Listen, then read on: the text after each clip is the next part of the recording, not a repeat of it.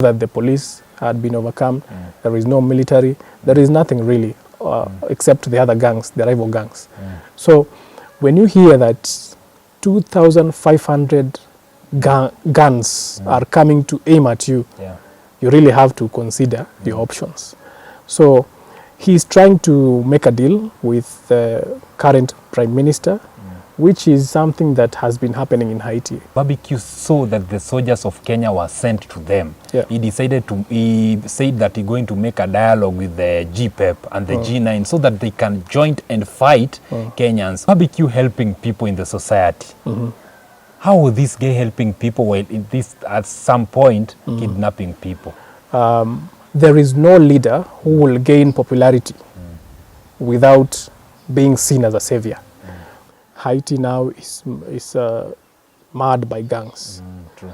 You have the G9, the major gangs like the G9, GPEP, and the 400 Mawozo.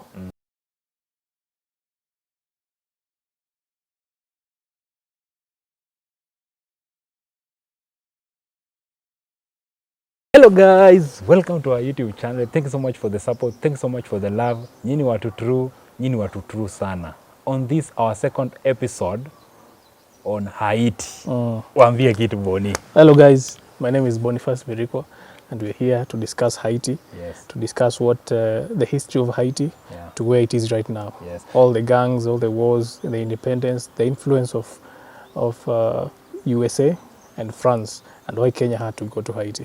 Thank you so much, Boni, for gracing the show. You know, we are doing this due to the public demand because people are saying that we are talking about barbecue. We didn't talk more about Haiti because we are talking about the history of Haiti, how the war started. So we like to educate those people that are outside there on what is happening in Haiti and when did this war in Haiti started. Boni, can you tell us something about Haiti? Well, the story about Haiti starts way back. You know, last time we started at 1957. So this time we want to go centuries back to 1492 when Christopher Columbus, the one who found America, went for the first time to this island called Hispaniola.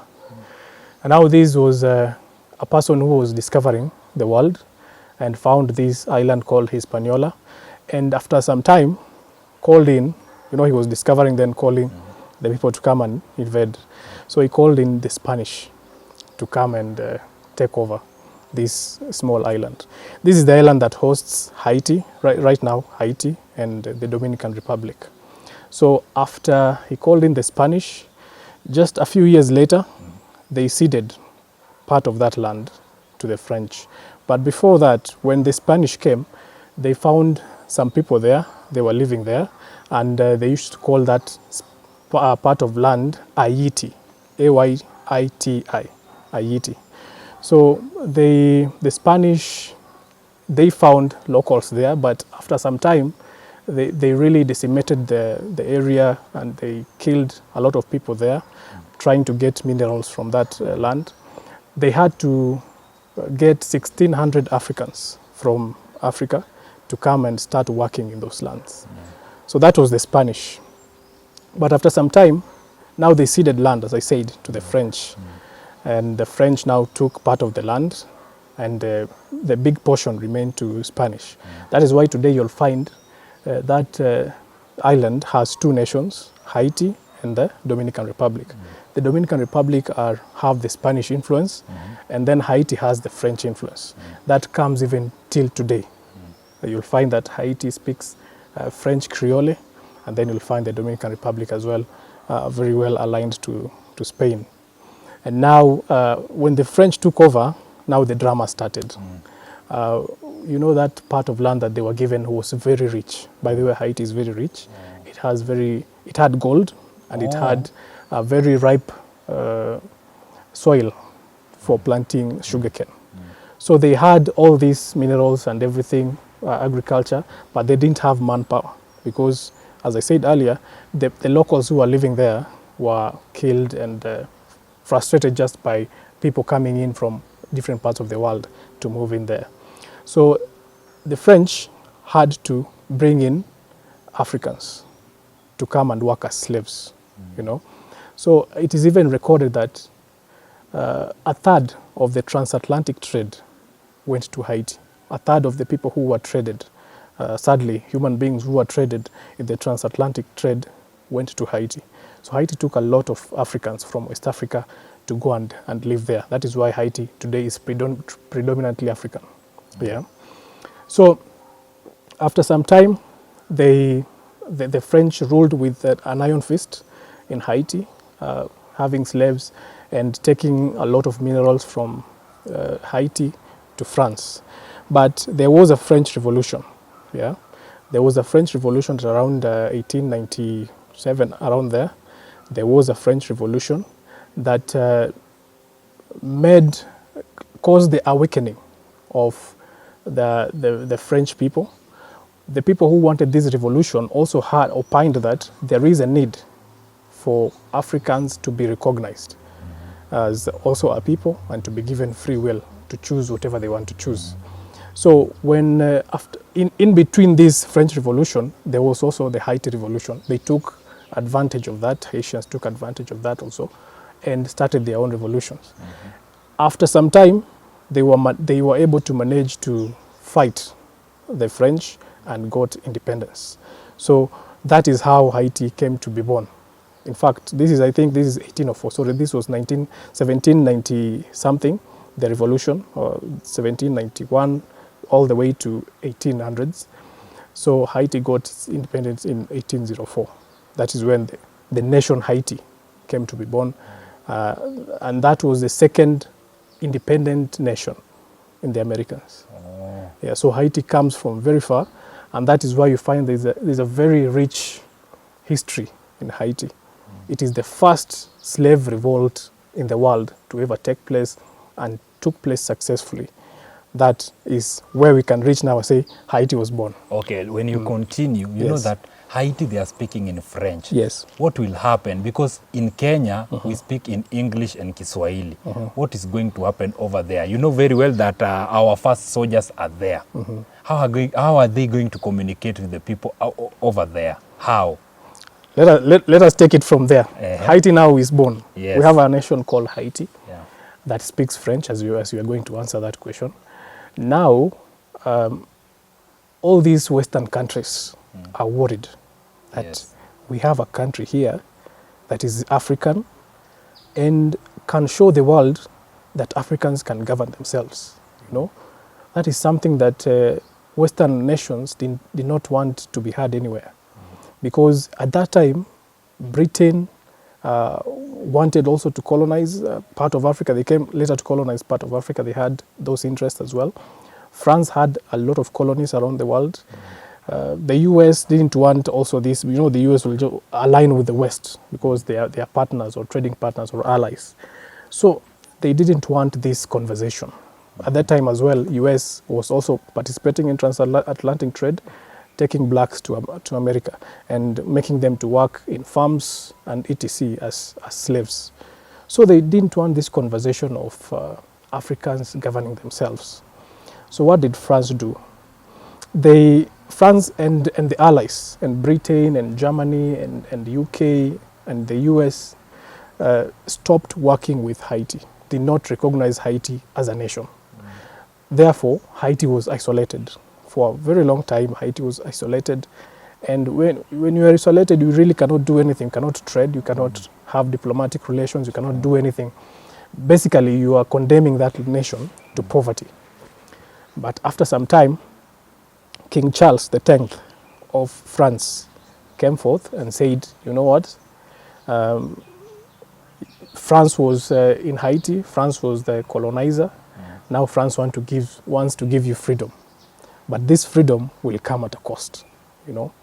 They gave Haiti freedom, but they made a deal to have a huge sum of money as loans to Haiti, so that Haiti will be paying France for the freedom that it has gotten.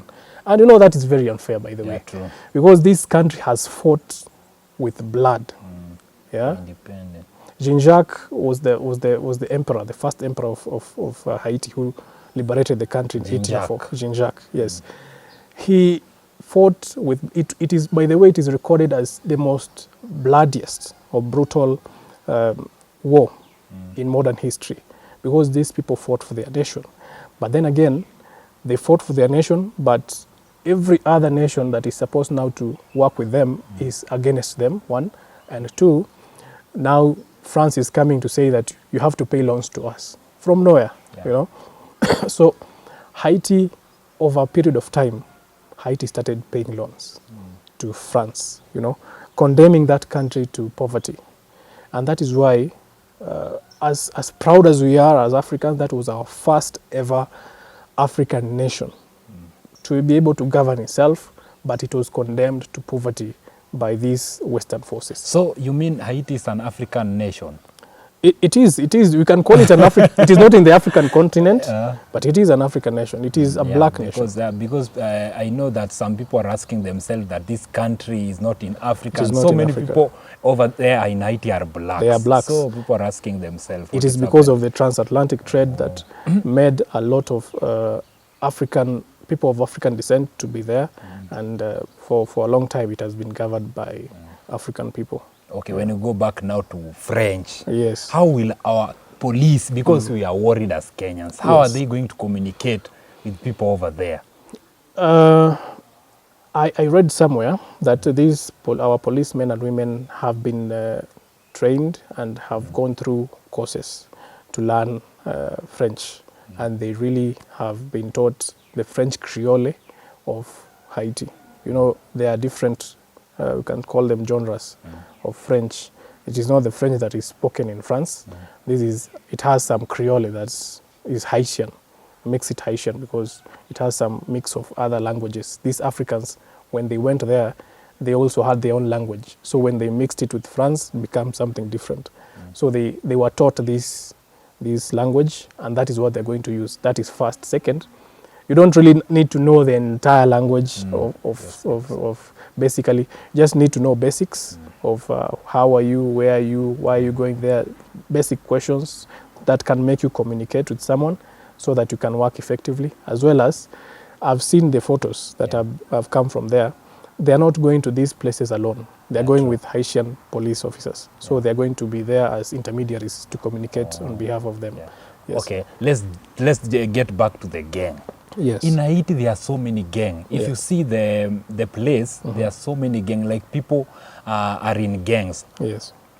Which gangs are these? Because so many people know about the G9 that you talked about. But there are some people who are asking themselves, which gang? Why are you supposed to be in a gang while you're in Haiti? Why? First, this is a nation that has gone through a lot of trauma, as we have discussed here. I've not even mentioned the fact that the US police officers in 1925 went into Haiti, stormed the national vault, that is like the central bank, took 500,000 US dollars, yeah, and went away with it, just like that, you know. And that time the dollar was very high. It's not compared to right now.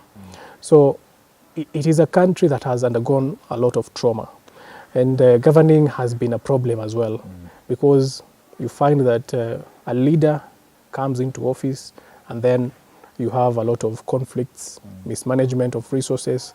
People who are taking leadership are only thinking about themselves. They're not thinking about the people. So the people, when they try to revolt, because this is a nation that has been born from revolt, when they try to revolt, they're suppressed by dictators like Duvalier, and it causes a lot of frustrations. So that is why you find that even the army was not able to quell down these issues, because you'll find that the army went through coups. The army was conducting coups, coup and counter coup, coup and counter coup. So the army was sort of disbanded.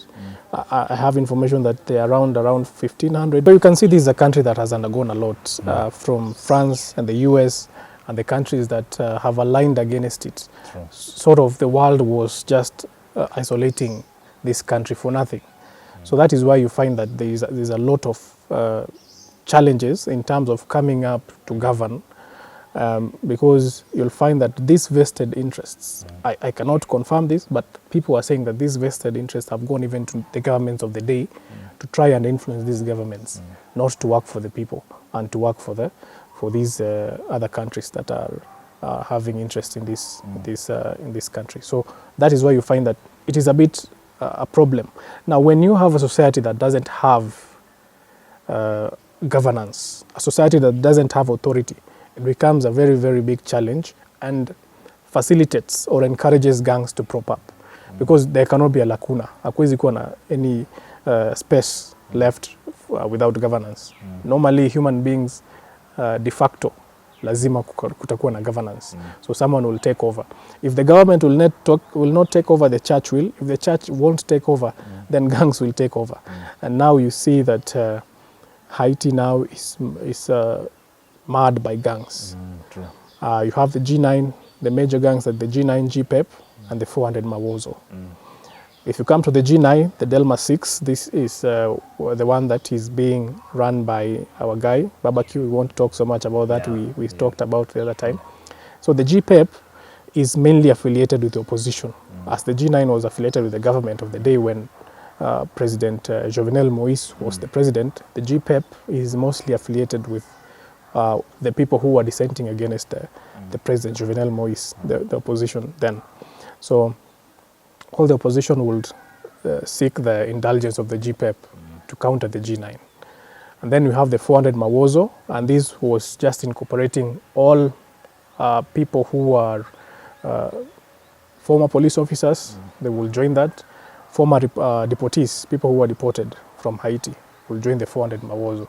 Mainly not in Port-au-Prince, but outside Port-au-Prince, in other cities in Haiti. But the main two are the G9 and the GPEP.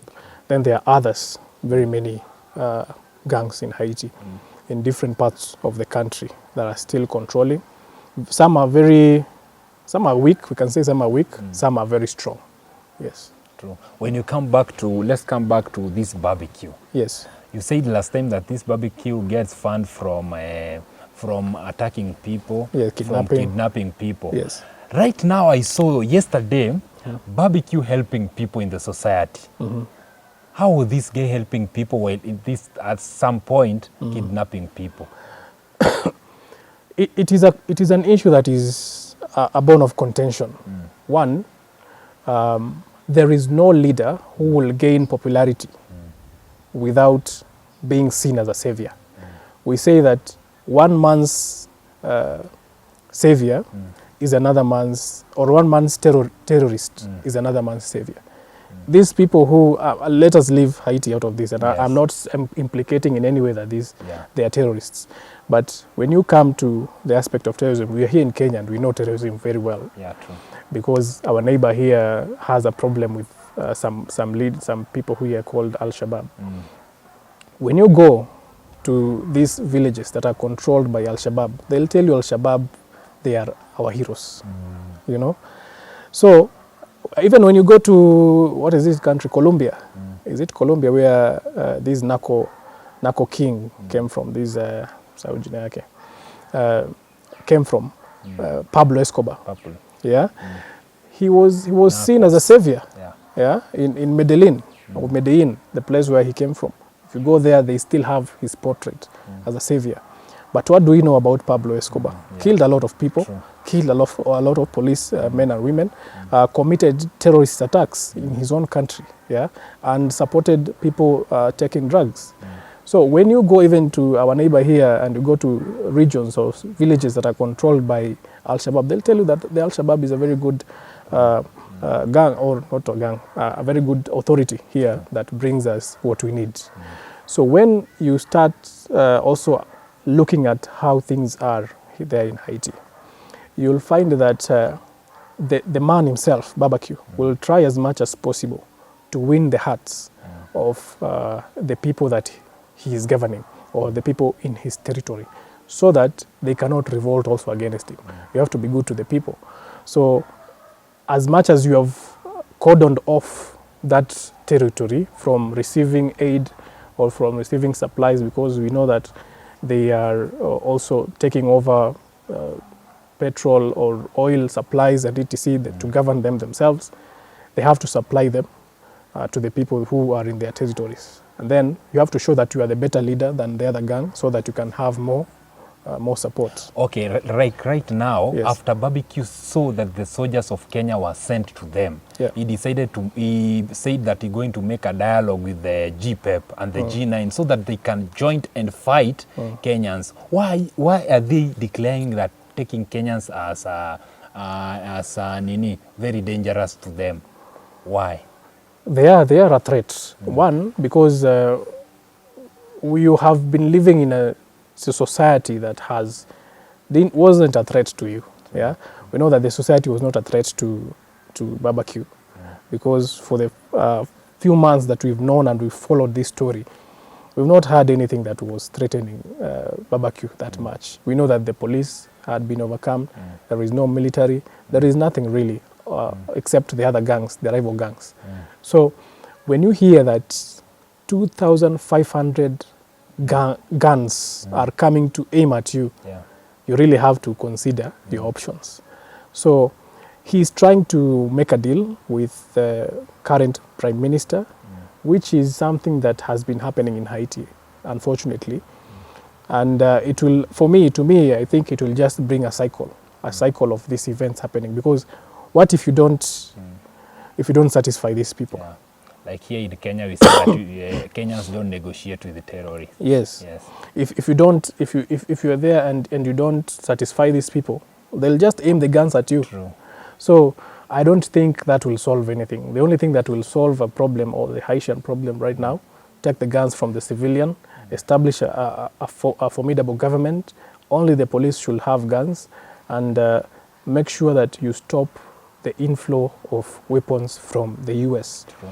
Because these illegal weapons, most of them are coming from the US through the Florida port into Haiti. So if you stop that flow of weapons and just take all the weapons and let the weapons remain with the government, then I think will be a step forward to solving this problem. As you finish, what can you say the last thing? What can you say the last thing as you are finished in Haiti talk about something like advice that you can give if the gang leader watches this video and the police that are in Haiti and the people who are in Kenya are negative about the police officers that are outside there fighting for Haiti? Yeah. What can you say? To the gangs? Yes, to the gangs. I believe a nation should be built through consensus. Yeah, I know the struggle that people might have in terms of trying to secure a better future for themselves, and the fact that sometimes this is looking like it is an unfortunate deal. For example, here in Kenya, we have also a government, and not everyone likes this government. True. But we say that we will deal with whatever we are dealing. We will elect the people who we are electing. We are not comfortable, also all of us, but we try as much as possible to push them to do the right thing. True. So it doesn't really warrant someone to take up a gun and start firing at their own civilians. These gangs are against their own people. It is not a revolution per se, because if it was a revolution, then it could be an entire nation. But this is not, it doesn't seem like a revolution, because we have gangs who have guns and are aiming at each other. So the problem can be solved by having dialogue. That is to the gangs. To the police, our men and women in uniform, our police officers, and as well police officers from different countries who are going to join them, and the Haitian police officers. You are doing a good job, and it takes a lot of courage, more so from our officers. True. To leave your homeland and go to a different homeland to just maintain peace. If at all, and we don't wish this will happen, that blood will be spilled in Haiti, your sacrifice will never be forgotten, and we don't wish that, but your sacrifice will never be forgotten in the struggle to Pan-Africanism.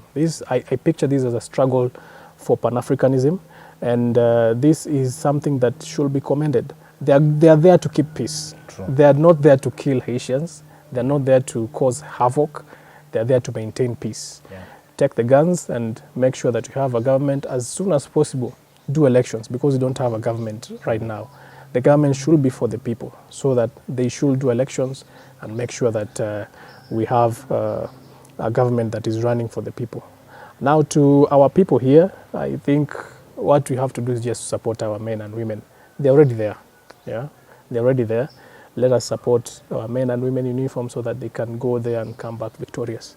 Yes. For me, what I can say is I have advice for the gang leaders in Haiti that they should maintain peace. They should know that they are fighting against your own, and it's very bad for a country to fight your own people. Those are your people. There's no other people that can come and make that country. Yes. They can put guns. They can even barbecue can be elected once again as the leader of the leader of the police over there once again, and they elect a president so that the president can negotiate with other countries to make their country better. Yes. This fight will not help. Will not help. And Kenyan soldiers are not there to fight you guys. They are just there to maintain law and order. That is the work of the Kenya police, to maintain law and order, and that's what they are going to do. For barbecue, please, please, please, you have to change your ways and live in harmony. Until next time, we say game over.